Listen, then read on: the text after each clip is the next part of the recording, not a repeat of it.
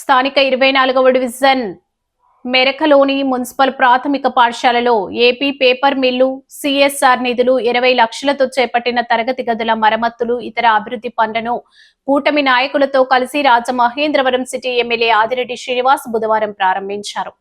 ఆయన మాట్లాడుతూ ఏడాది క్రితం పాఠశాల వెనుక కూడా శిథిలావస్థకు చేరడంతో పాటు తరగతి గదుల స్లాబుల నుంచి పెచ్చులు ఊడిపడడం, వాటర్ లీకేజీలు, కిటికీలు తలుపులు దెబ్బతినడం, గ్రిల్స్కు తుప్పు పట్టడం వంటి సమస్యలు ఉన్నాయని తెలిపారు.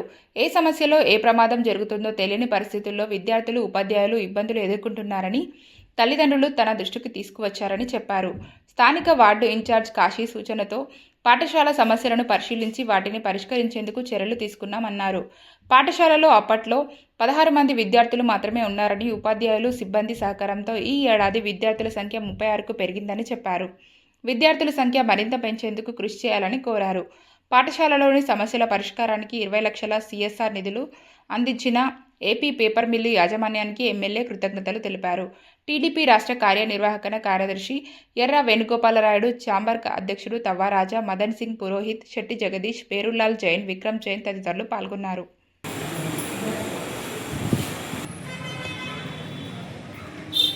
కిటికీ డోర్లు శిథిలావస్థ పరిస్థితిలో ఉంది. ఏ రోజు పడిపోతుందో కూడా తెలియని పరిస్థితిలో ఉంది. పుచ్చిపోయినాయి, ఆ గ్రిల్స్ చెదపట్టేసినాయి.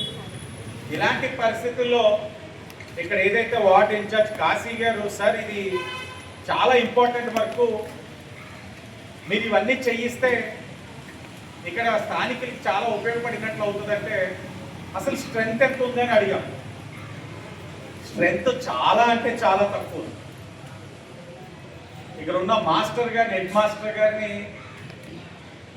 రిక్వెస్ట్ చేశాను, సార్ ఇవన్నీ చేయిస్తాను, బడి పిలుస్తుందని కూటమి ప్రభుత్వం చేస్తున్న కార్యక్రమాన్ని సమర్థవంతంగా నిర్వహించండి, పిల్లల ఒక తల్లిదండ్రుల్ని ఒప్పించండి, ఇక్కడ ఏదైతే సమస్యలు ఉన్నాయో పరిష్కరించే బాధ్యత కూటమి ప్రభుత్వం తీసుకుంటుంది, శాసనసభ్యుడికి నేను ఆ బాధ్యత తీసుకుంటా ఉన్నా. మీరు చేశారు, 20 మంది పిల్లల్ని నిరుడు మీద ఈ సంవత్సరం పెంచగలిగారు.